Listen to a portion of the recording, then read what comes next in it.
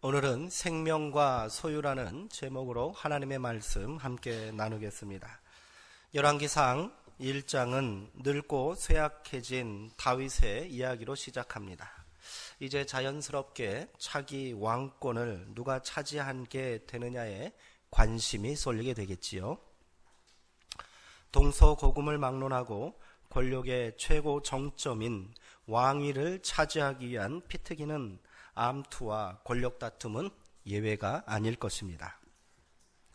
왕자들 사이에 피를 부르는 대결은 다반사로 일어났고요. 또 심지어 자신의 아들까지도 죽이는 일이 일어났습니다. 권력이 무엇이기에 이처럼 무정하고 잔인한지 알 수는 없으나 권력을 향한 인간의 집착과 욕망은 예나 지금이나 다르지 않다, 이런 생각도 듭니다. 이제 이스라엘의 역사에서도 이런 일은 이스라엘의 역사에서도 예외가 아니었습니다.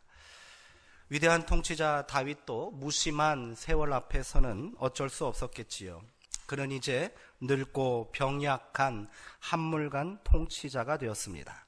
판단력도 예전 같지 않았고요. 통찰력도 무뎌졌습니다. 곳곳에서 권력을 잡으려는 사람들이 하나둘씩 등장하기 시작합니다. 그중 가장 대표적인 인물이 바로 요압이라는 사람입니다. 요압은 젊은 시절 다윗과 생사고락을 함께한 혁명의 동지이며 개국공신입니다. 군부의 패권을 등에 업고 세력을 점점점 확장해간 요압은 후에 다윗도 함부로 손댈 수 없는 엄청난 힘을 갖게 됩니다. 다윗 통치 말기 요압은 권력교체의 중심인물로 부상하게 되는 것이지요.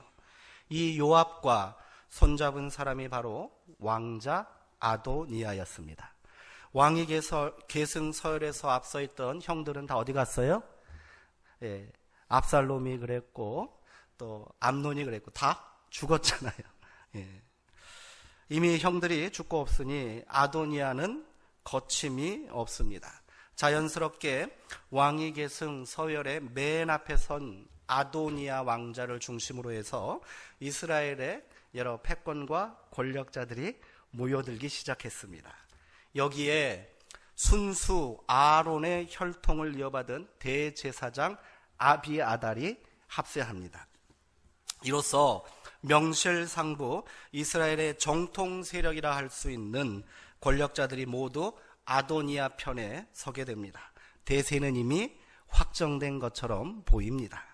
이러한 급격한 정세 변화에 위기를 느끼는 사람들이 당연히 있겠지요.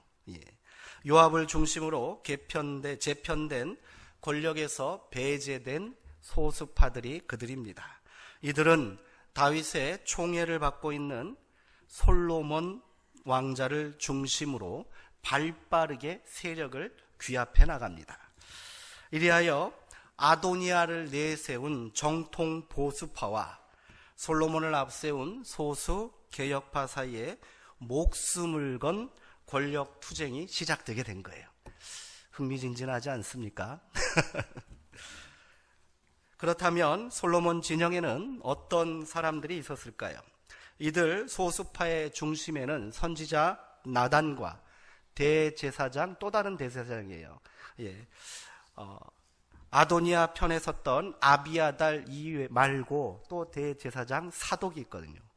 그리하여 선지자 나단, 대제사장 사독, 그리고 시위대장 분하야, 그리고 왕후 밧세바가 있었습니다. 이들이 어떤 배경을 가진 사람들인지는 정확히는 알 수 없습니다. 그러나 성경의 기록을 살펴보면 이들의 출신 성분과 면모를 짐작할 수 있습니다. 먼저 나단 선지자와 사독 제사장은 이스라엘의 정통성을 가진 순수 혈통이 아니었을 것으로 추측합니다. 이들은 다윗이 예루살렘을 점령한 이후에야 그 이름이 성경에 등장합니다. 다윗에게 정복되기 이전까지 예루살렘은 가나안의 토척 세력인 여부스 족속들이 살고 있었다는 것을 알고 계실 겁니다. 성서학자들은 나단과 사독이라는 이름이 히브리식 이름이 아닌 가나안식 이름이라는 점과 이들의 이름이 이스라엘의 정통 계보에는 존재하지 않는다는 이유를 들어 이 사람들이 아마도 여부스 족속의 사람들이었을 것이라고 추측합니다. 이들은 다윗이 여부스 족속을 예루살렘에서 몰아낼 때 다윗에게 적극 협력하였던 귀하 세력이었을 가능성이 크다는 거예요. 그렇다면 시위대장 분하야는 어떠할까요? 그도 마찬가지입니다. 그는 그렛 사람과 블렛 사람들을 통솔하는 지휘관이었습니다. 그렛 사람과 블렛 사람들은 이스라엘 사람들이 아니에요. 블레셋과 아마도 그레데 출신의 용병들이었을 거예요. 이들은 강력한 다윗의 친위되었습니다. 왕자 압살롬이 반역을 일으켰을 때도 이들은 목숨을 걸고 다윗을 보호하고 지켜낸 충성들인 용병들이었습니다. 충성스러운 용병들이었습니다. 어찌되었던 이들 용병 부대의 지휘관인 분하야, 그 또한 이스라엘의 정통 세력이라고는 할 수 없을 거예요.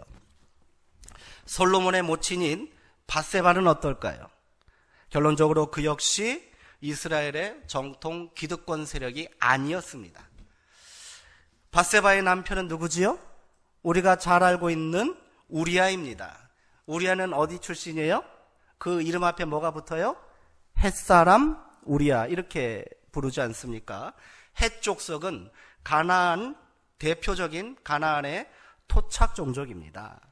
비록 가나안 출신의 장수였지만 우리아는 다윗의 충성스러운 신복이었고요, 군대 내에서도 존경받던 덕장이었습니다. 그러나 이 둘 사이가 비극으로 마무리되지 않습니까?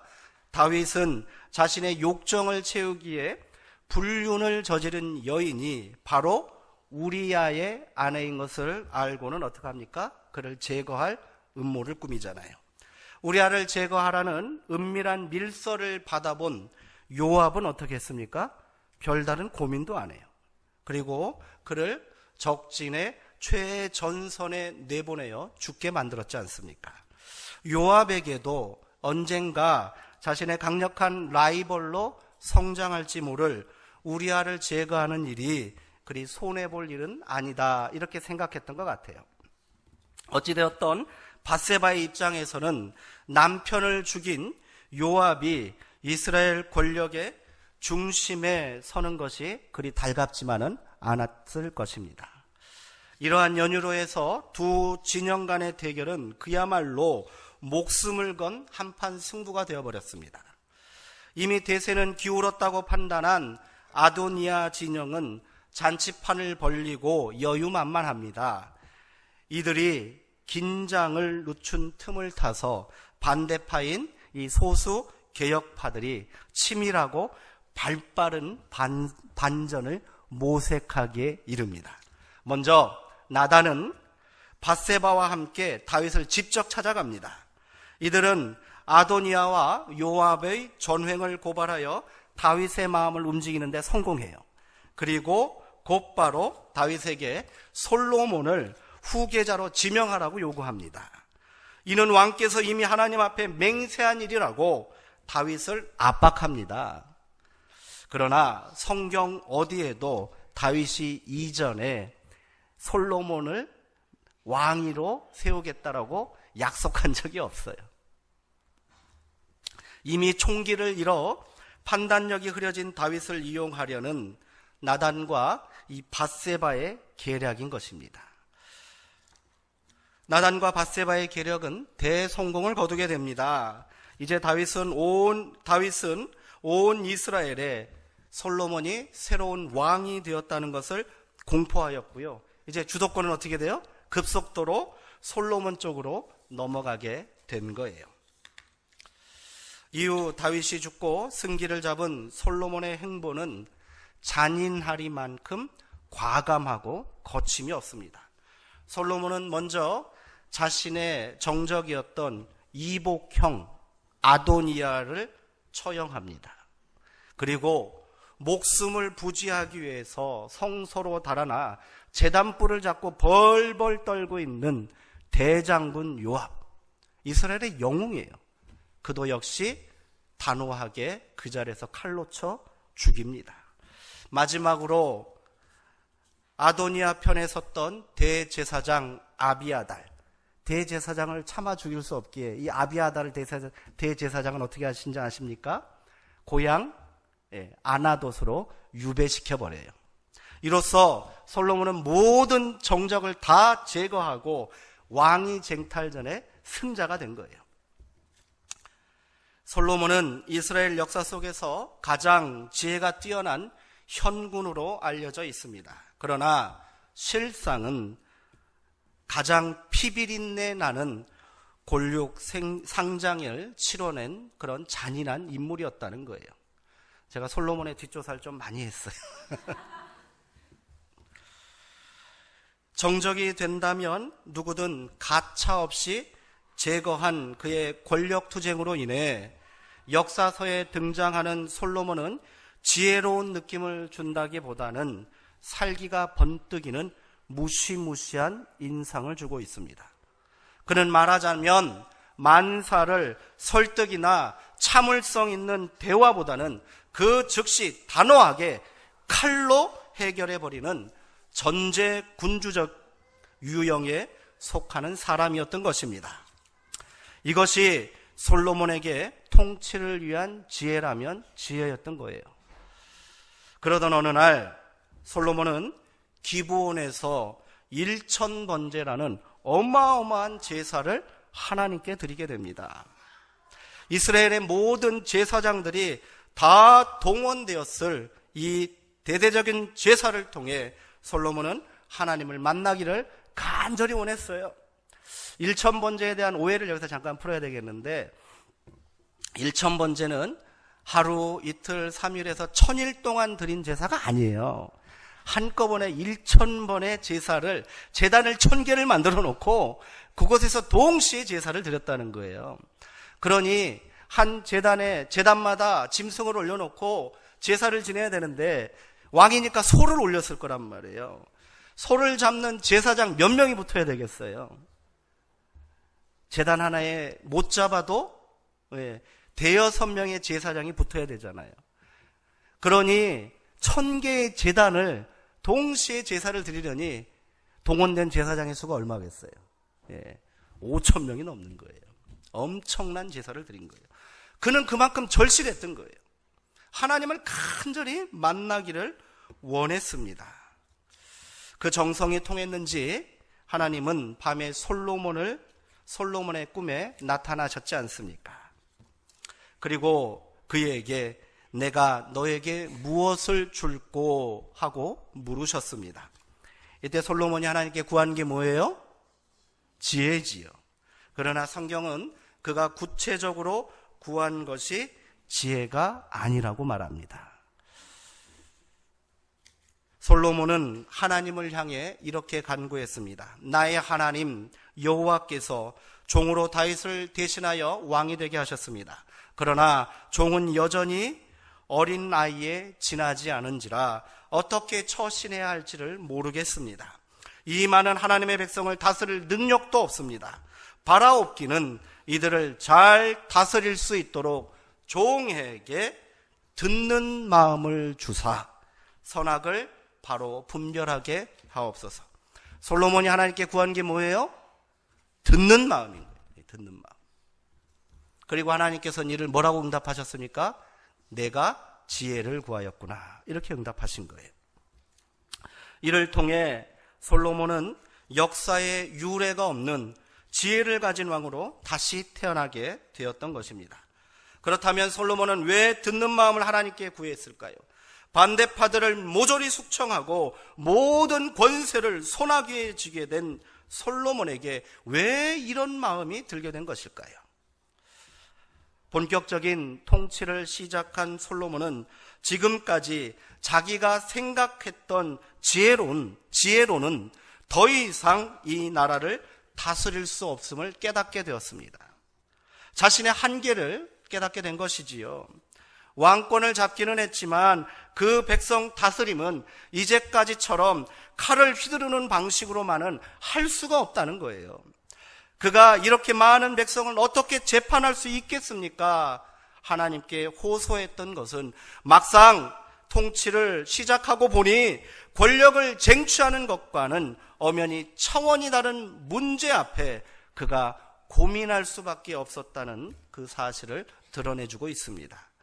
정적을 제거하듯이 했다가는 민심은 다 떠나갈 거예요. 그에 대한 원성마저 높아진다면 왕권은 위태로워질 수밖에 없겠지요.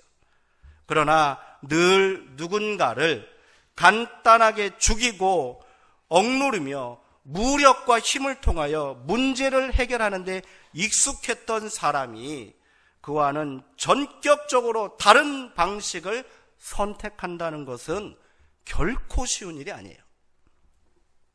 힘과 공포로 사람을 다스린 자가 따뜻한 미소와 진실하고 여유 있는 모습으로 상대방의 말을 들어주고 갈등을 풀어간다는 것은 그 자신에게도 상당히 고통스러운 일일 것입니다. 그저 한 주먹 휘두르면 깨끗이 끝날 것을 차마 그럴 수도 없고, 그렇다고 참자니 속이 터질 지경이니 다른 뾰족한 수도 없어 지금 솔로몬은 답답해 환장할 지경인 거예요.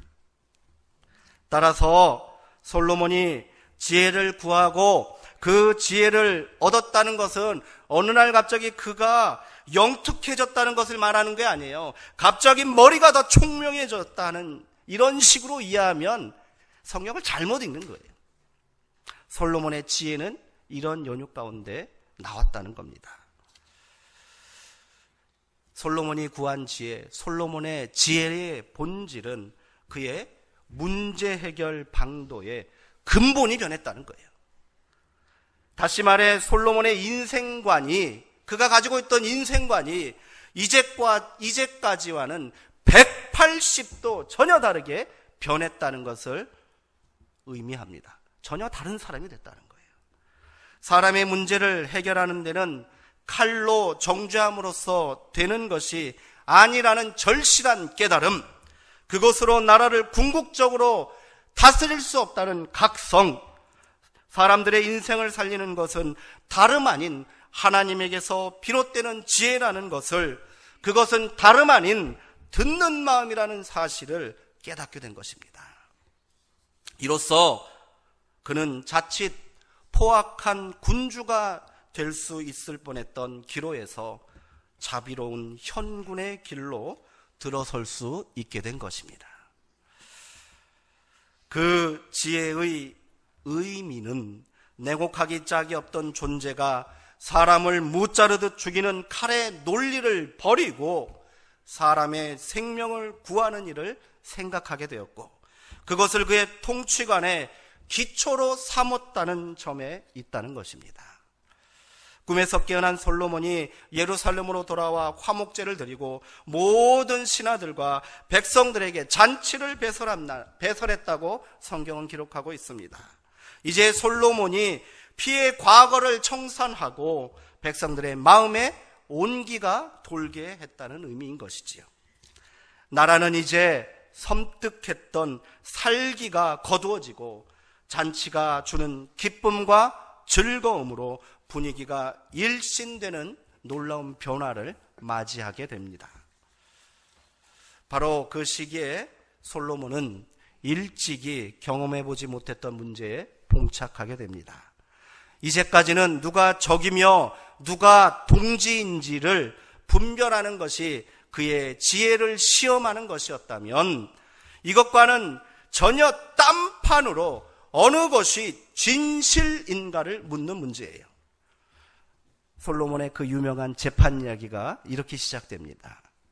솔로몬을 찾아온 여인들은 몸을 파는 창기들이었습니다. 그런데 두 여인이 그 씨를 알 수 없는 미천한 아기 하나를 둘러싸고 싸움을 벌였습니다. 이들이 가져온 문제도 솔로몬이 주로 관여하는 굵직굵직한 나라의 정사에 비하면 시덥지 않은 그런 일일 뿐더러 감히 두 여인은 왕 앞에서 함부로 지금 싸움질을 하고 있어요. 이 두 여인이 벌이고 있는 논쟁의 초점은 살아있는 아이의 소유권이 누구에게 있는가 하는 거예요. 사건의 내막 우리가 잘 알고 있잖아요. 이렇습니다. 한 집에 살고 있던 이 두 여자들이 비슷한 날 출산을 했어요. 각기 자기 아기를 데리고 자다가 한 여자가 잠결에 자신의 아이 위에 누워 자는 바람에 그 아이가 죽고 말았다는 거예요. 잠에서 깨어나 깜짝 놀란 이 여자가 옆에서 자고 있던 다른 여인의 아이를 자기 죽은 아이와 살짝 바꿔치기 했다는 거예요. 날이 새자 두 여인이 깨어나 서로의 아기가, 살아있는 아이가 자기 것이라고 지금 싸우다가 솔로몬 앞에 나오게 됐다는 거지요. 제3자인 왕으로서는 그것을 가릴 길이 없습니다. 더욱이 창기 아이를 두고 그것이 누구의 아이인지를 따진다는 것이 도대체 우습게 여겨질 만도 합니다. 그러나 솔로몬은 이 문제 앞에서 짜증을 내거나 격노하지 않습니다. 그리고 아주 냉정하게 신하들에게 명령합니다. 뭐라고 명령했죠? 칼을 가져와라. 와, 솔로몬이 안 변한 건가요? 신하들이 돌연 당황스러웠을 것입니다. 어쩌자는 것인가? 그러나 소유권을 확정하는 방식으로는 칼처럼 분명한 것이 또 어디 있습니까? 그 손잡이가 누구의 손에 쥐어져 있는가는 별도의 문제로 하고라도 소유권을 둘러싸고 인간들이 종국적으로 택하는 해결은 바로 이것은 내 것이고 저것은 내 것이라고 날카롭게 칼로 가르는 것이 아니겠습니까? 그 과정에서 상처가 좀 나고요, 피를 흘리는 것쯤은 감수해야 합니다. 때로 목숨을 잃는 일이 있어도 개의치 않는 경우가 이 땅을 사는 사람들의 지혜라면 지혜 아닙니까? 솔로몬은 지금 그런 방식을 두 여인에게 짐짓 제안하고 있습니다. 그러자 이때 미처 생각지도 못했던 문제가 제기됩니다. 생명과 소유가 대립되기 시작한 거예요. 이 두 가지 중 어느 하나를 포기하지 않으면 안 되는 상황에 부딪히게 된 겁니다. 이제 문제 해결의 열쇠는 솔로몬에 있는 것이 아니라 두 여인의 태도 여하, 그들이 선택에 달려있게 됩니다. 칼은 소유를 확정해주는 대신에 생명을 죽일 것입니다. 반면 소유를 포기한다면 아이의 생명은 살릴 수 있겠지요. 지혜의 핵심이 바로 여기 있는 거예요. 무엇을 택하고 무엇을 버릴 것인가? 솔로몬의 지혜로움은 그 대립의 한가운데 서서 결국 생명의 힘이 칼의 힘을 반드시 이길 것이라는 굳은 믿음이 있었다는 데에서 출발하는 겁니다. 잠결에 자기 아이를 죽인 여인은 소유를 위해서라면 그 존재의 생명이 죽는다 해도 상관하지 않는 유형입니다. 자신의 욕망이 앞서고 있기 때문이에요. 자기의 체면이 먼저이기 때문이에요. 그런 일은 지금도 빈번하게 우리 가운데 일어나고 있어요. 부정할 수 없습니다. 부모의 욕망이, 주변의 과도한 기대가, 이기심이, 쓸데없는 허용과 자존심 싸움이 칼이 되어서 자식의 생명을 짓누르고 그 자신과 이웃을 해하고 무심결에 그 영혼과 정신이 죽어가는지도 모르고 살고 있습니다. 그러한 존재들이 자라나면 역시 칼을 휘둘러 소유와 경계를 확정하는 사회를 당연하게 받아들이는 거예요. 그래서 만사를 어떻게 해서든지 내 것으로 만드는 것이 제일 중요해요. 더 높이 올라가야 되고 더 소유해야 되고 성공하는 것이 인생 최고의 목표가 되어버린 거예요. 소유를 포기하는 대신 생명을 지키는 것은 그저 어리석은 짓입니다. 미련한 사람이라고 생각합니다. 자기의 소유가 되기만 한다면, 자기 뜻대로 되기만 한다면 그 과정에서 남의 가슴에 못을 받고 상처를 주는 것은 대수롭지 않게 생각합니다. 세상의 지혜란 이런 일들을 교묘하게 처리하는 능력을 의미합니다. 그러나 진정한 지혜란 이런 것들이 가진 거짓과 위선을 꿰뚫어보는 힘인 줄 믿습니다. 그리하여 생명을 살리는 선택을 할 줄 아는 거예요. 솔로몬의 권력 투쟁이 정의와 질서를 세운다는 명분이 있었지만 내 것이 되기만 한다면 수단과 방법을 가리지 않는다는 점을 숨길 수는 없습니다. 마찬가지로 우리는 수많은 근사한 명분을 내세우지만 사실은 자신의 욕심을 그 안에 숨기고 있는 경우가 얼마나 많습니까? 지혜란 이런 길에서 우리의 발길을 확실히 돌려 무엇보다도 다정하고 따뜻한 가슴을 가지는 것이며 그 안에서 칼마저 녹이고 새로운 생명과 삶의 꿈을 부화시키는 열정이 되어야 할 줄 믿습니다. 이 재판의 결말을 우리는 잘 알고 있지 않습니까? 아이를 죽인 여인은 당장에 칼을 들어 살아있는 아이를 반으로 나누라고 말하였습니다. 그러나 진짜 아이의 어미는 그리할 수 없지 않습니까? 자신의 소유를 포기해서라도 그 생명을 살려야만 합니다. 그리하여 진짜 아이의 어미는 가슴이 미어지고 재살이 떨어져 나가는 고통을 감내하고라도 아이의 소유권을 포기하지 않습니까? 왕이시여, 왕이시여, 살아있는 아이를 저 사람에게 주시고 아무쪼록 이 아이를 죽이지는 말아 주십시오. 이것이 진정한 지혜입니다. 이것이 바로 생명을 살리는 하나님의 역사인 줄 믿으시기 바랍니다. 살이라는 말이 붙은 우리말이 여러 개 있지요? 예. 지혜의 근본이신 하나님의 자녀된 우리가 제일 잘해야 하는 것이 있다면 저는 이 살이라고 생각합니다. 그 중에서 정말 우리 조상들의 지혜가 담긴 말이에요. 살림살이. 살림살이. 이처럼 깊은 뜻을 가지고 있는 단어가 또 있을까 하는 생각이 문득 들었습니다.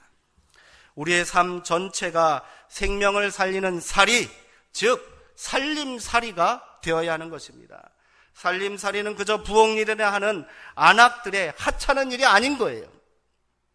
그 속에서는 내 것을 포기하고 내 것을 양보하고 소유를 내려놓고 생명을 살리려는 그 지혜와 노력이 담겨 있다는 것을 기억하셔야 합니다. 그것은 정치, 경제, 문화, 교육, 환경을 생명의 기운으로 가득 차게 만드는 힘이 되는 줄 믿습니다. 이 모든 것이 살림살이인 거예요. 이것이 진실로 이 땅을 살아가는 우리의 지혜가 되어야 할 줄 믿습니다. 살림살이를 하는 사람에게 우선되는 것은 생명입니다. 소유는 부차적인 것일 뿐이에요. 그러나 이와는 반대로 자기의 욕심을 채우기 위해서 이 모든 것이 시들게 하고 죽여나가는 자들은 하나님의 뜻과 기필코 대결하는 무리인 줄 믿습니다. 우리가 밤을 새며 간구해야 하는 것은 생명을 파괴하고라도 탐욕을 만족시키는 교활한 꾀가 아니라 그 꾀 앞에서 억울하게 희생당할지도 모를 세상을 구해내는 지혜의 힘인 것입니다. 최근 한반도는 엄청난 변화의 역사를 경험하고 있습니다. 그 어느 때보다 지혜를 모아야 되지 않겠습니까? 자기 소유를 포기하고라도, 내 자존심 내려놓고라도 내 안에 쌓여있는 그 묵은 감정과 또 그런 욕망들을 포기하고서라도 생명을 살리는 지혜가 남과 북 모두에게 있기를 기도해야 합니다. 북한은 자기의 소유를 내려놓겠다고 지금 말하고 있지 않습니까? 핵을 포기하고 생명을 살리겠다고 나오고 있어요. 우리도 이 역사가 완성될 수 있도록 간절한 마음으로 그 지도자들이 지혜로운 판단을 하도록 기도해야 될 줄 믿습니다. 불과 작년의 일을 생각해 보세요. 서로 미치광이라고 싸우면서 내 책상 위에 핵탄두를 발사시킬 버튼이 있다고, 지금이라도 당장 폭격기를 보내서 불바다를 만들 수 있다고 서로의 생명을 위협하는 발언들을 하던 북한과 미국이 생명의 자리로 나왔잖아요. 하나님의 지혜의 역사인 줄 믿으시기 바랍니다.